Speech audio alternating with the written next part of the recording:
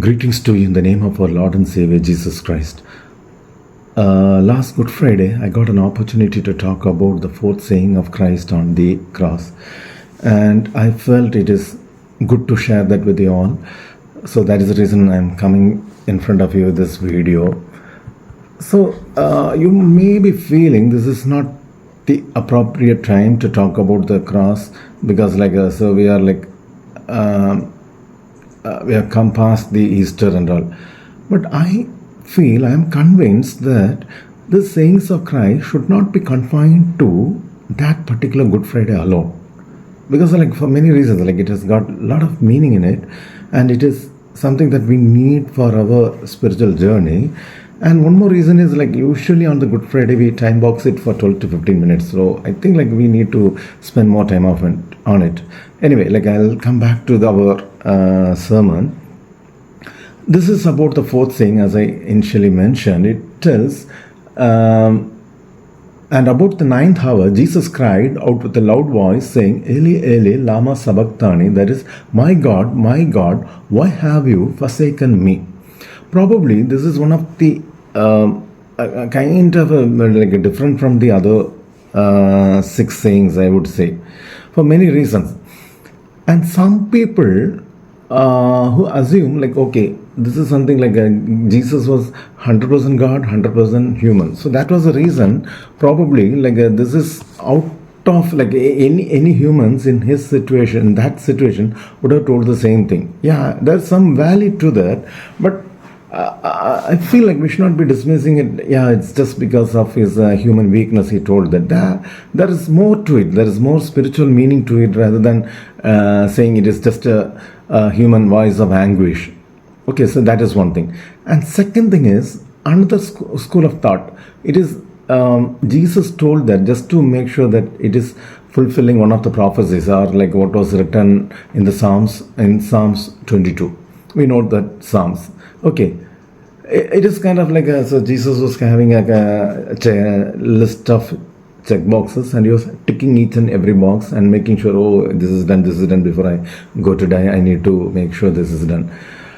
It gives a kind of a sense that he did all that just for the sake of doing, not meaning, or without meaning what he told on the cross. So that is not fair, especially with this particular verse, because this is not something that that we can say, okay, this is something that he did it just for the sake of doing.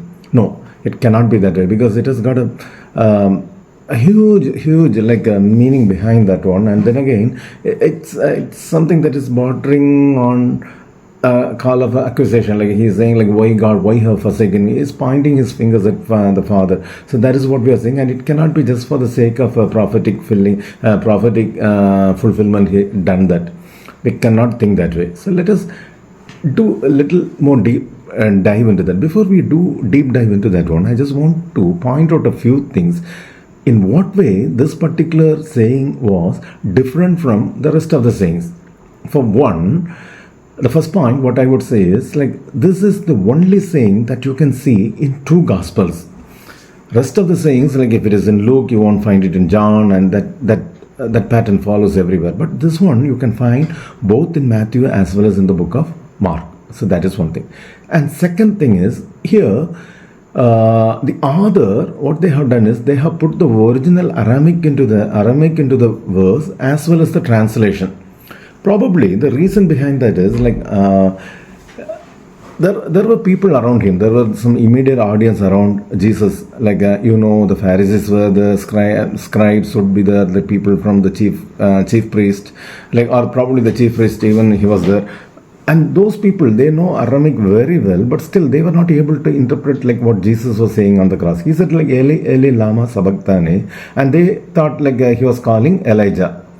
So probably, just to make sure this is not lost in a misinterpretation, they felt they need to put the original as well as the translation. So that may be the reason that we see only for this particular saying, you see both the Aramaic as well as the translation in our Gospels. Third thing, what you see here is it is different from the rest of the things in a way.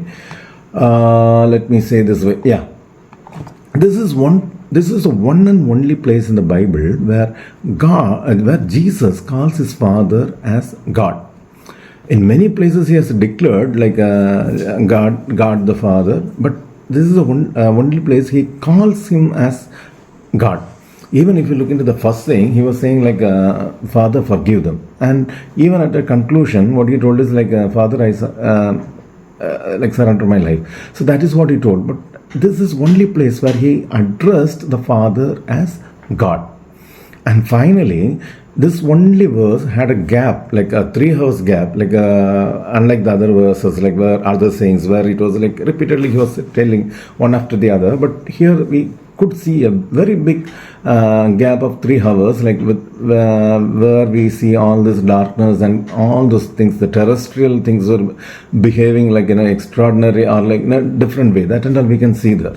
So with this four differences, like from the rest of the parents, but let us get into the deeper meaning of it. Okay, so before getting into that, let me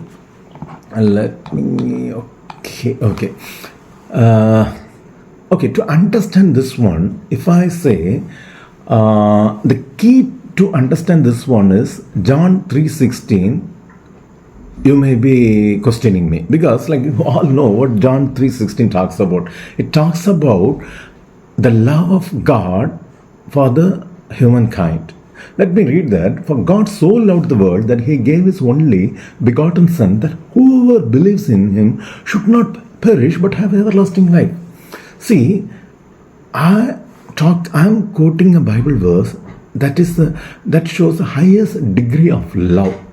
Okay, and I'm saying this is key to another verse, what seems to be something that is on the other side of the spectrum. Say, for example, when somebody is saying, why you have forsaken me, you see there is a lack of love.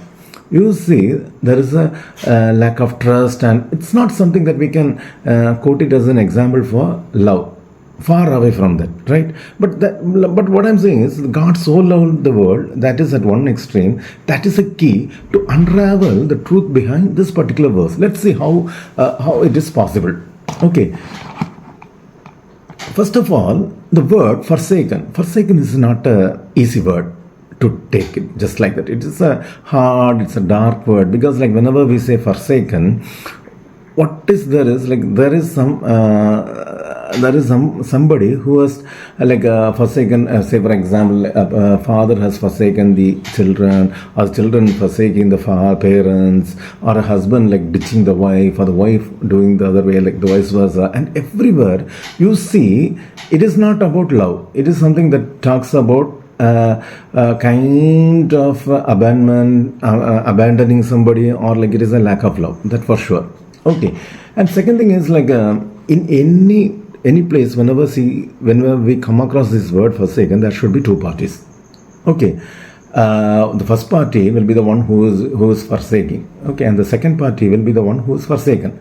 Okay, so you will have everywhere two parties, and here too we have two parties. On one side we have a father, and on the other side we have the son. Thirdly, the obvious reason for forsaking is usually when people lose interest on someone. Okay, so that is one. If you don't love somebody, like you want to stay away from them, that is one reason for forsaking. That for sure. And second reason could be sometimes the second party for some reason did something very bad or evil, so you want to stay away from them, so that you have forsaken them. So that is second thing. And third thing, what is another possibility is like it's not lack of love, but for some reason you cannot help them. You are helpless and you are forsaking them. Say for example, a parent like who couldn't help his child going through certain things, is staying away or whatever it is. But it's not, I'm not talking about lack of love, but it is a lack of it's a kind of a helplessness on the side of the first party. So there again, that could be a reason for forsaking happening. Okay, whatever it is. But let me come to our story. I told we have two parties here. One side we have Father the God, and on the second side we have the Son, who is God himself. Okay, if we take the first, let us say, okay, is it because like God was helpless and at that particular period that he couldn't help his son, he left him just like that? That can be far from truth, because if we go to the book of Job 5:9, we read who about God. It tells who does great things and unsearchable, marvelous things without number. He's not a God. He's not a person who is handicapped, or who cannot do these things. See, the Bible verse, what saying, he can do great things. He can do. His knowledge is unsearchable. He's doing marvelous things, and like that we can see everywhere in the Bible. You see a God who is almighty. So you can rule out that possibility that we have a father who was helpless, who couldn't help his son going through a certain ordeal. So that can be ruled out. Okay, let's come to the second party. Do we see a prodigal son there? So let me, as I told before, one reason for forsaking could be the second party doing something evil. Let's take this case. Do we have a prodigal son on the other side? That again is, you all know, I don't have to tell you, you all know that is not possible. But let me tell or quote a Bible verse from Matthew 3:17. This is how it goes. This happened on the day when Jesus got baptized. So this is what we see. This is my beloved son. This is what we hear from the heaven. This is my beloved son with whom I am well pleased. So it's not a story of a prodigal son. It's not a story of a father who couldn't help, but it could be. But it is something that is more than that. So let's see what could be the reason. Because Jesus never used this term, why God you have forsaken me, before. There were a lot of time in his time. See, let us take a few hours before that one. Say he was stripped of his dignity, what happened. Then people spat on his face, and then he went through all this mockery, and he was put into the most extreme painful physical ordeals one could ever imagine. He went through all that one, but he never said that, Lord, God, why you have forsaken me. He didn't tell that.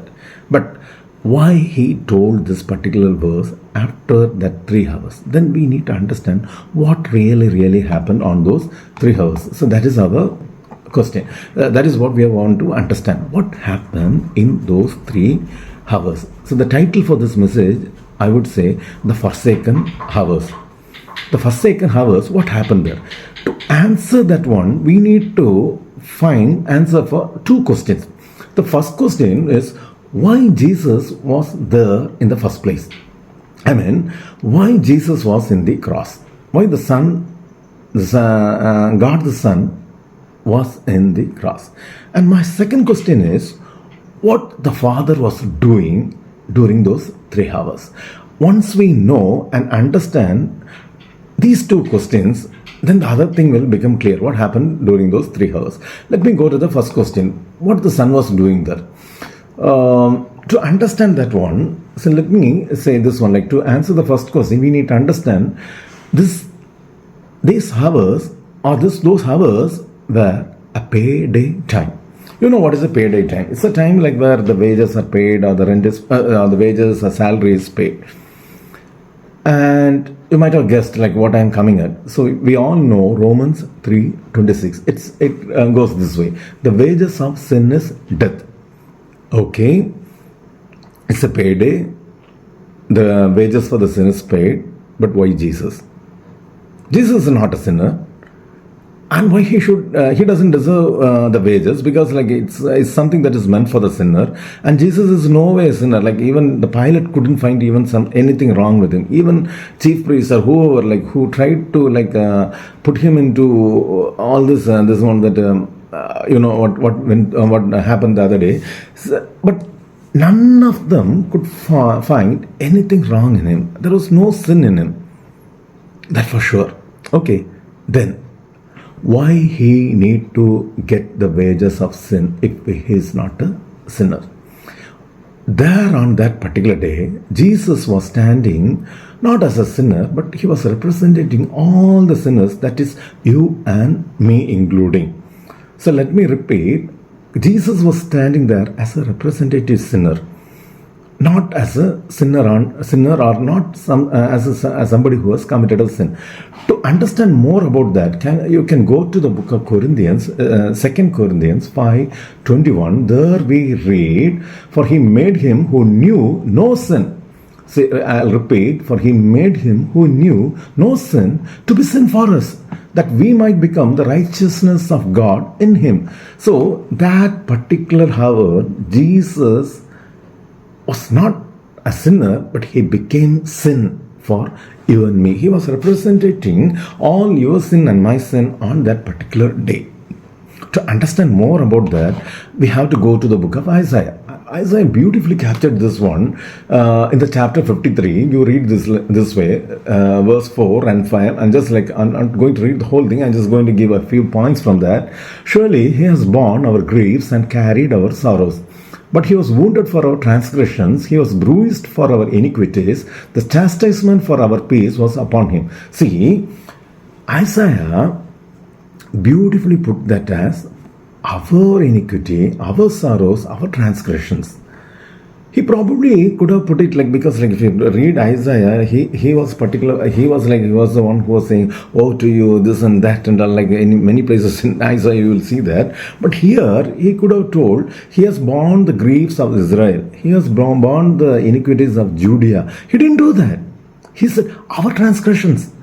He understood that the coming of the Messiah as a suffering servant is not for Israel alone, and not to get Israel as a powerful nation back into the political arena. That is not what the Messiah was going to do. Isaiah had a very clear picture of what the salvation is going to be, and he knew Messiah is going to die for his sin.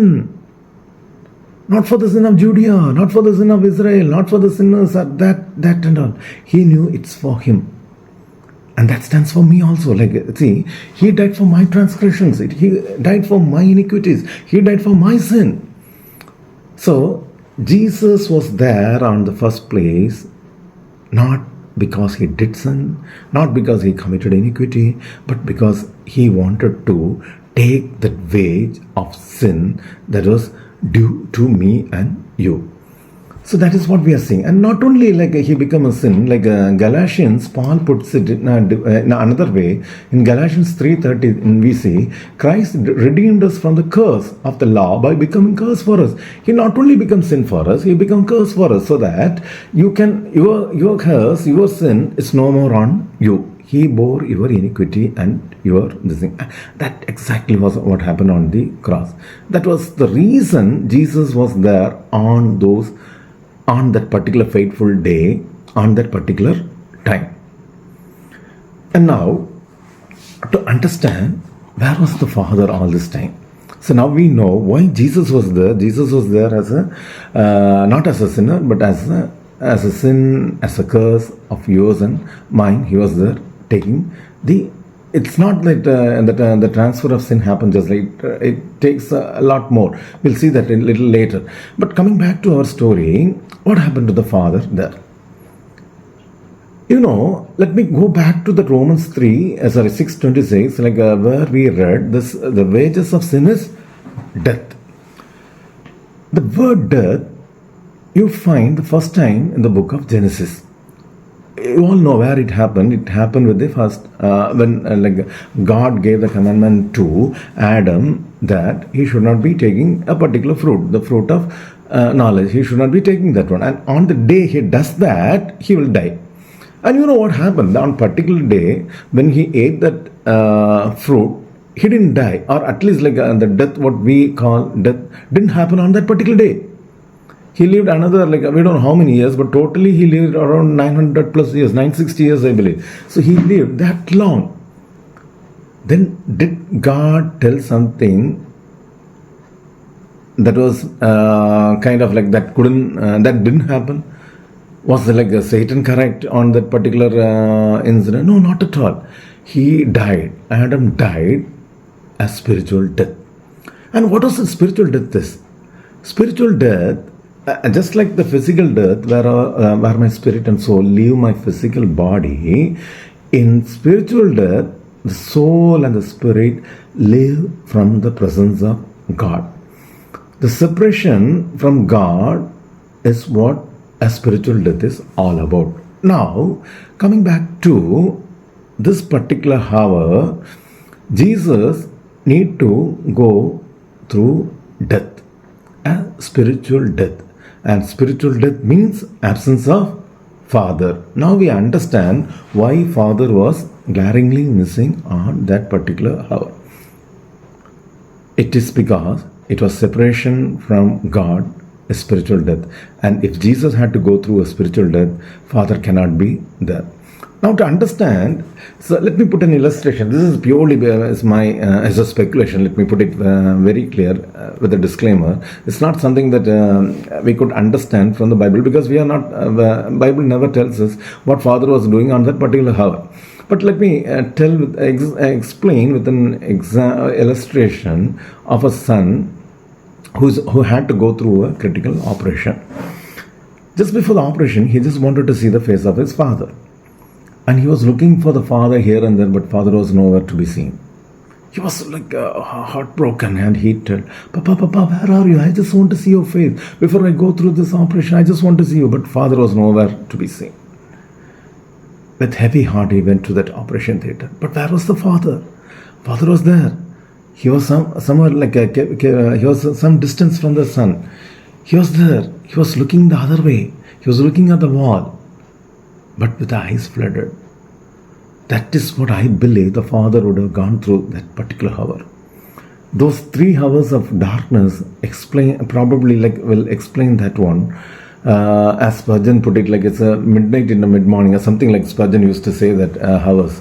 So, but whatever it is, like we can always, at the best, we could speculate what Father was doing at that hour. But definitely, a father whose beloved son was dying would not be there simply enjoying. Definitely, he would have gone through the pain what the son was going through on the cross on that particular hour.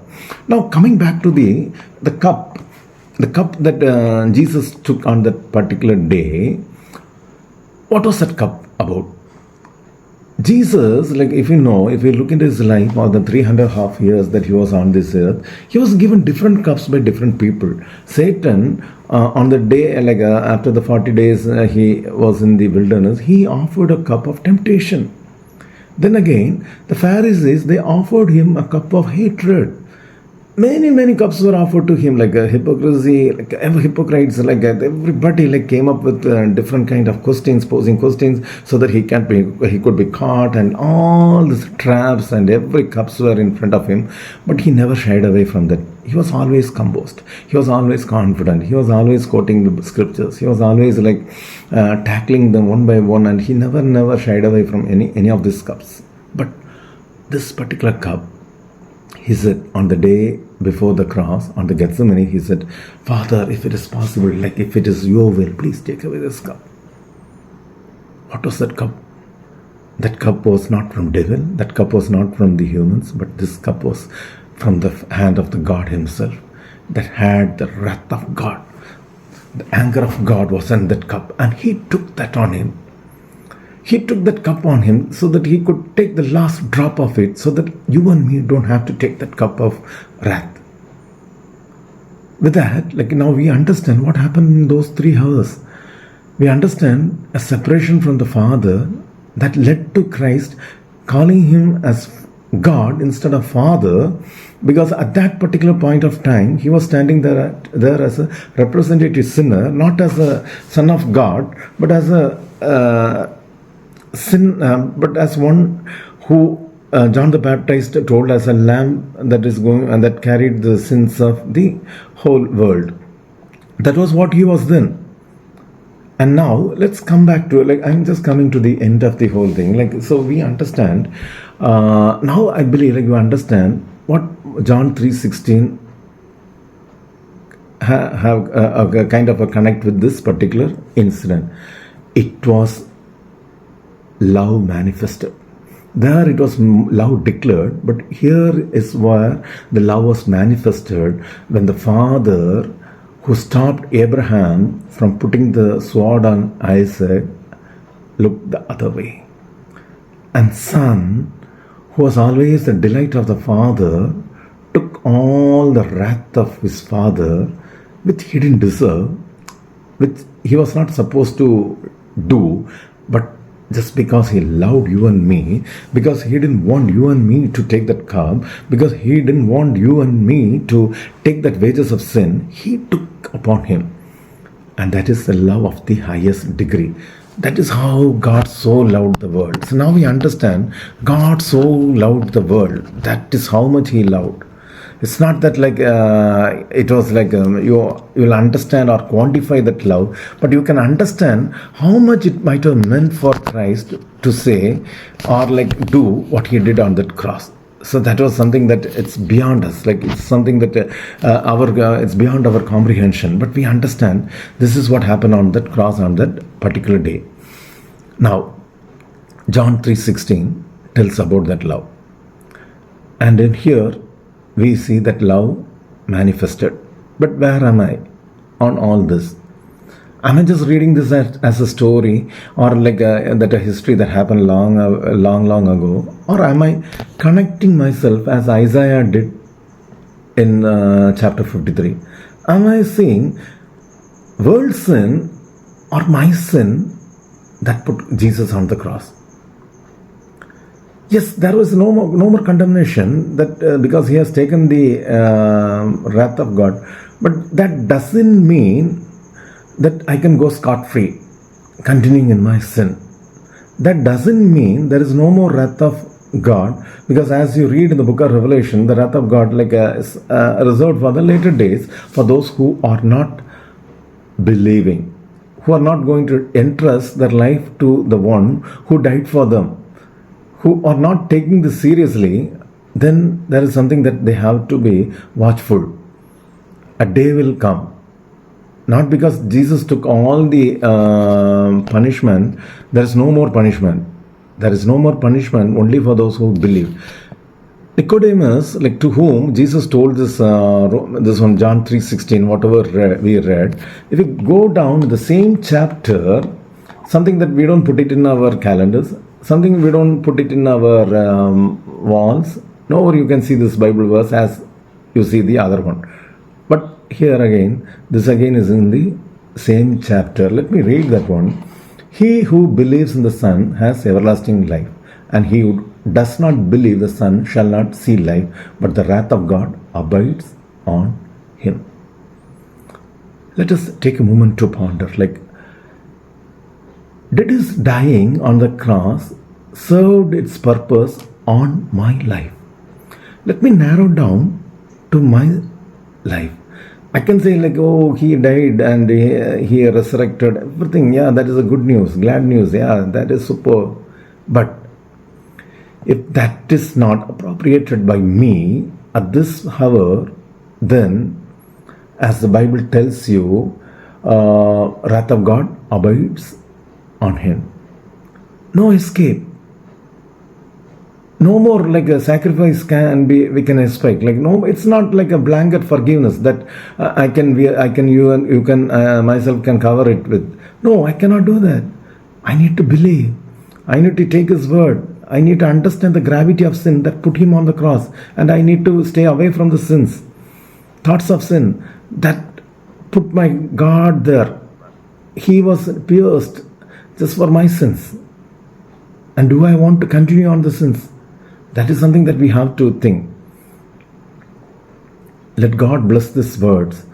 As I said, this may not be appropriate time, but this is something that has got a profound meaning that we cannot ignore. If we ignore that, we do it at our own cost. So that is something we should not be doing. Let's pray that God blesses with these words, and in the coming days, if God willing, more of this we will be seeing in the coming days. Thank you so much for listening. All glory to God. Amen.